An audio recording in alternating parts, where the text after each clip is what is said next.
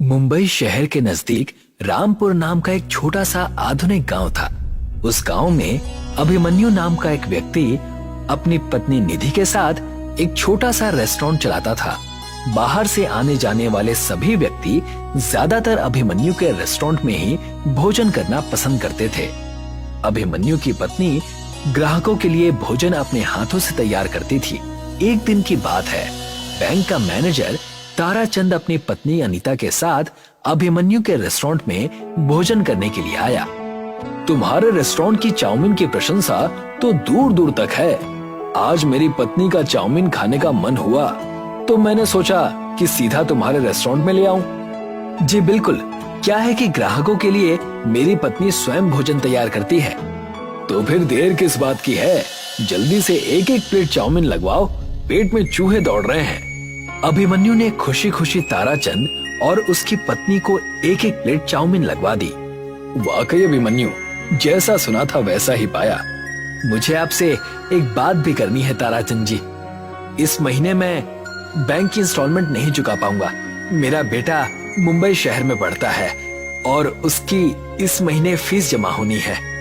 अरे तो इसमें चिंता की क्या बात है, तुम कहीं भागे थोड़ी ना जा रहे हो। और वैसे भी मैं तो तुम्हें 2 गुना लोन देने के लिए तैयार हूँ। मैं तो कहता हूँ कि तुम इस रेस्टोरेंट को और बढ़ा लो, इसे एक बहुत अच्छे होटल में कन्वर्ट कर दो। नहीं नहीं ताराचंद जी, मैं अपने इस छोटे से रेस्टोरेंट में ही बहुत खुश हूँ। मैं और बैंकों के चक्कर काटने से बच गया। ताराचंद रेस्टोरेंट से बाहर निकल गया और अभिमन्यु के रेस्टोरेंट के ठीक सामने बने एक बड़े से रेस्टोरेंट को देखकर मुस्कुराने लगा। ये तो अभिमन्यु के रेस्टोरेंट से बड़ा और काफी अच्छा मालूम होता है। हाँ, रेस्टोरेंट अभिमन्यु के रेस्टोरेंट से काफी बड़ा है। ये ब्रजेश का रेस्टोरेंट है, लेकिन फिर भी आसपास के लोग अभिमन्यु के रेस्टोरेंट का खाना ही पसंद करते हैं। बैंक मैनेजर ताराचंद अपनी पत्नी के साथ कार में बैठकर चला गया। उसकी बातें दूसरे रेस्टोरेंट का मालिक ब्रजेश अपने नौकर सत्यम के साथ पीछे से चुपके से सुन रहा था। सुना मालिक, एक तो इस बैंक मैनेजर ने आपके लोन की फाइल रिजेक्ट कर दी, ऊपर से ये अभिमन्यु के रेस्टोरेंट के भोजन की तारीफ और कर रहा है, वो भी अपनी पत्नी के सामने, और हमारे रेस्टोरेंट की बुराई कर रहा है। अगर ऐसा ही रहा ना तो वो दिन दूर नहीं कि हमारे रेस्टोरेंट में बड़े बड़े और मोटे ताले लगते हुए नजर आएंगे। तुमसे कितनी बार बोला है सत्यम कि अच्छा अच्छा बोला करो, वो दिन कभी नहीं आएगा। कैसे नहीं आएगा मालिक?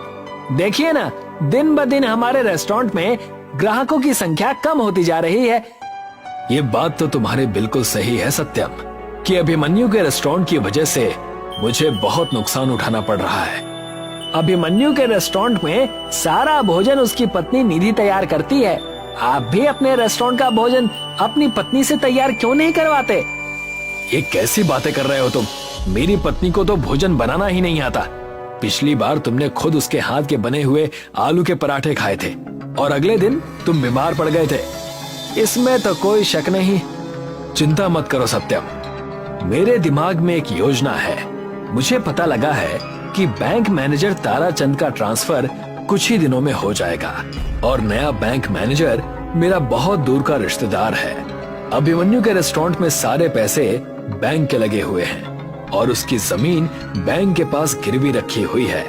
मैं अपनी खोपड़ी से ऐसा चक्कर चलाऊंगा कि अभिमन्यु सड़क पर आ जाएगा।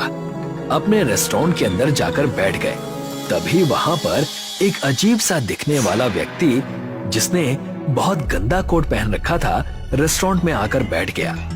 मुझे बहुत जोरों की भूख लगी है, जल्दी से बर्गर, पिज्जा और एक ब्लैक कॉफी लेकर आओ। सत्यम उस व्यक्ति को देखकर बुरा सा मुंह बनाते हुए बोला, तुमने कितने गंदे कपड़े पहन रखे हैं। जिस कुर्सी पर तुम बैठे हो, जानते भी हो वो कुर्सी कितनी महंगी है। तुम्हारी वजह से ये कुर्सी भी गंदी हो गई। किस तरह के व्यक्ति हो तुम? तुम्हारे मालिक ने तुम्हें ग्राहकों का सम्मान करना नहीं सिखाया? तुम्हें पता नहीं ग्राहकों से किस तरह से बात की जाती है? हाँ, मुझे सिखाया है, मुझे सब पता है ग्राहकों से कैसे बात की जाती है। ग्राहक भी तुम्हारे जैसे गंदे कपड़े पहनकर इतने आलीशान और अच्छे रेस्टोरेंट में नहीं आते। बस बहुत हो गया, अब तुम मेरा अपमान कर रहे हो।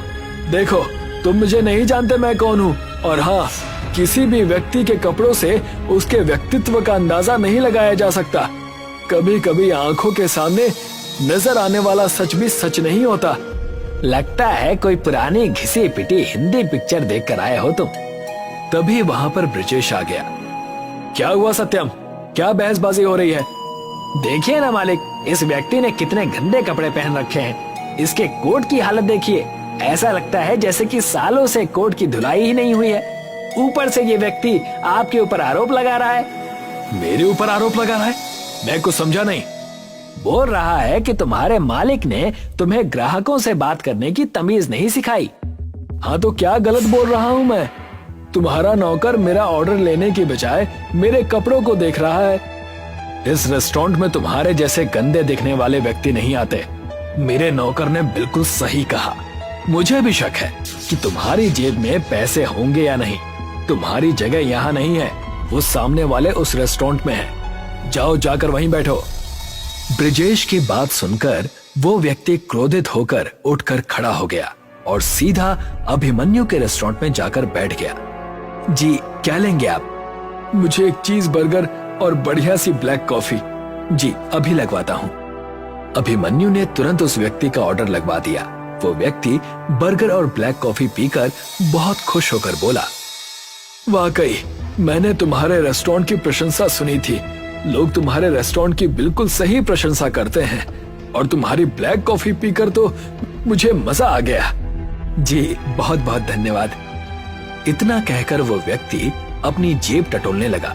कुछ देर बाद वो अभिमन्यु की ओर देखकर बोला, मुझे माफ करना यंग मैन, मैं अपना वॉलेट घर पर ही भूल आया।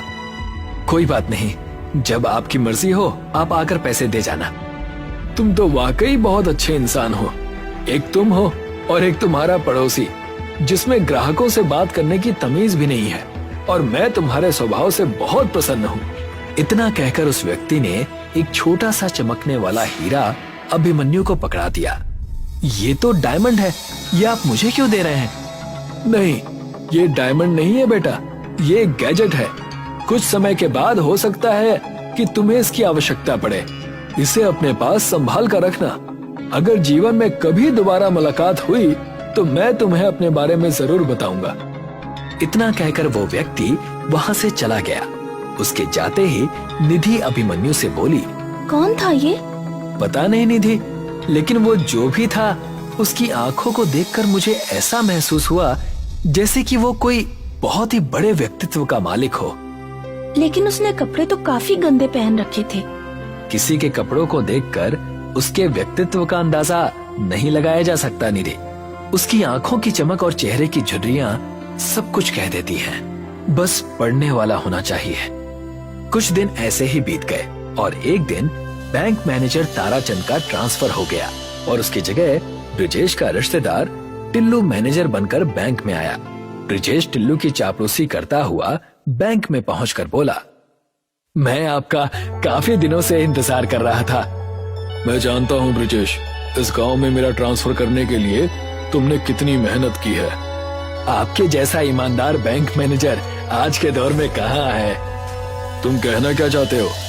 मेरे रेस्टोरेंट के सामने अभिमन्यु नाम का व्यक्ति रेस्टोरेंट चलाता है। उसके रेस्टोरेंट में सारा पैसा बैंक का लगा हुआ है, लेकिन वो अपने आप को बैंक का मालिक समझता है।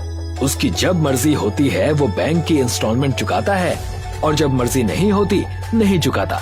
नियम के मुताबिक उसे 1 साल के अंदर अपना लोन क्लियर कर देना था, मगर आज उसके लोन को पूरे 3 साल हो चुके हैं। पिछले वाले बैंक मैनेजर उसके फेवर में रहते थे। मैं चाहता हूँ कि आप अपना सारा पैसा उससे ले लीजिए। अब तुम्हारा दूर का रिश्तेदार हूँ ब्रिजेश, तो तुम्हारे लिए इतना तो कर ही सकता हूँ, लेकिन तुम तो जानते हो कि रिश्तेदारी से ही सब कुछ नहीं होता। तुम समझ रहे हो ना मैं क्या कहना चाह रहा हूँ? जी, मैं आपके एक एक शब्द का मतलब समझ गया। आपके घर पर आपका इनाम पहुंच जाएगा। तो फिर निश्चिंत होकर सो जाओ। 24 घंटे में अभिमन्यु सड़क पर आ गया, इस बात की खबर तुम्हें मिल जाएगी। अगले दिन बैंक मैनेजर टिल्लू सारे पेपर लेकर अभिमन्यु के रेस्टोरेंट में पहुंच गया और बैंक के सारे पैसे एक साथ देने की बात करने लगा। मैं सारे पैसे एक साथ नहीं दे सकता, मुझे कुछ तो वक्त दीजिए।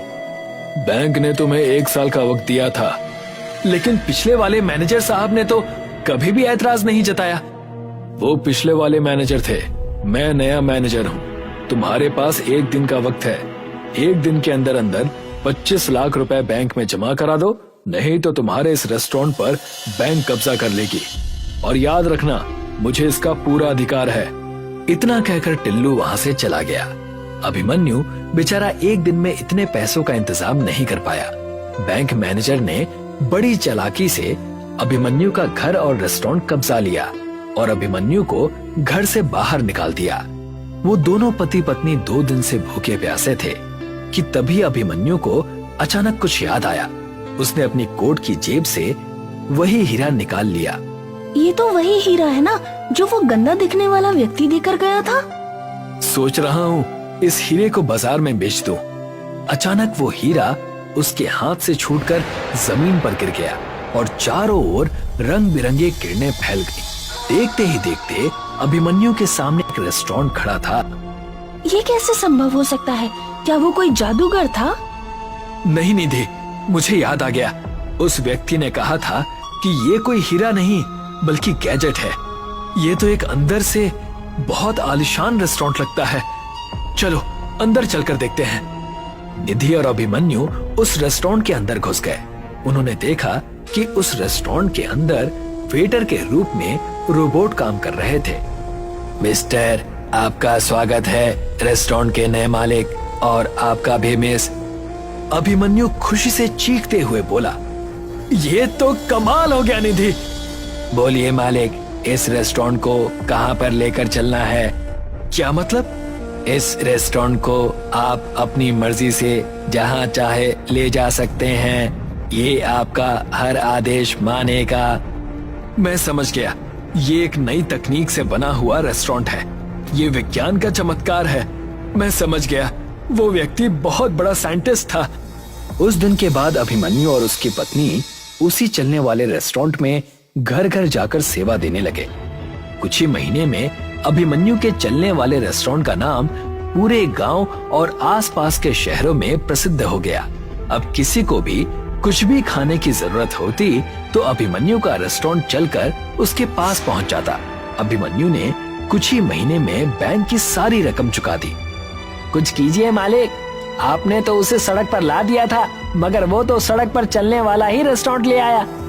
मेरी भी कुछ समझ में नहीं आ रहा सत्यम कि ये चमत्कार हुआ कैसे। पहले तो मेरे रेस्टोरेंट में फिर भी 1-2 लोग आ जाते थे, अब तो उन्होंने भी आना बंद कर दिया है। कौन सी भूल में बैठे हैं मालिक? आपके रेस्टोरेंट में पिछले 2 महीने से कोई ग्राहक नहीं आया। मैं ही बैठा हुआ मक्खियां मार रहा हूँ। चिंता मत करो, मैं आज इस अभिमन्यु का किस्सा ही समाप्त कर दूंगा। आप क्या करेंगे मालिक? मैं उस रेस्टोरेंट को बम से उड़ा दूंगा। सुना है कि जिसको जरूरत होती है वो रेस्टोरेंट स्वयं वहां पहुंच जाता है। इस बार उस रेस्टोरेंट को तुम अपने घर के पास बुलाना, उसके बाद वहीं पर ये सारा खेल खत्म कर देंगे। ब्रिजेश के कहने पर सत्यम ने उस रेस्टोरेंट को अपने घर के पास बड़ी चालाकी से बुला लिया। ब्रिजेश और सत्यम चुपके से उस रेस्टोरेंट में घुस गए। ब्रिजेश के हाथों में एक बड़ा सा बम था, मगर अचानक रेस्टोरेंट में सायरन बजने लगे और एक रोबोट की सेना ने ब्रिजेश और सत्यम को घेर लिया। तुम्हारे हाथों में बम है, ये कैसे संभव है? तुम्हें कैसे पता चला? तभी वहां पर अभिमन्यु और निधि आ गए। मुझे तुमसे ऐसी ही उम्मीद थी ब्रिजेश कि तुम ऐसी ही गिरी हुई घटिया हरकत करोगे। अभिमन्यु ने इतना कहा ही था कि तभी वहां पर वही गंदा सा दिखने वाला व्यक्ति जो अब बहुत साफ सुथरे कपड़े पहना हुआ था, मुस्कुराता हुआ आया। मुझे देखकर तुम लोग इस तरह से हैरान मत हो। मेरा नाम प्रोफेसर हॉकिंस है। मैं एक बहुत बड़ा साइंटिस्ट हूँ। दरअसल इस चलने वाले रेस्टोरेंट को बनाने में मुझे काफी साल लग गए। उस दिन मैं इस प्रयोग में सफल हो गया था और खुशी के मारे मैं अभिमन्यु के रेस्टोरेंट में कुछ खाने के लिए आया था, मगर बाहर मैंने ब्रिजेश की और उसके नौकर की बातें चुपके से सुन ली थी। मैं समझ गया कि ये अभिमन्यु के लिए आने वाले फ्यूचर में कोई ना कोई मुसीबत खड़ी जरूर करेंगे। लेकिन तुम चिंता मत करो, ये अब तुम्हारा ही रहेगा। मैं इस जैसे और गैजेट्स बना लूंगा। पुलिस ने सत्यम और ब्रिजेश को अरेस्ट करके जेल भेज दिया। अभिमन्यु के पास आज भी वो चलने वाला रेस्टोरेंट मौजूद है।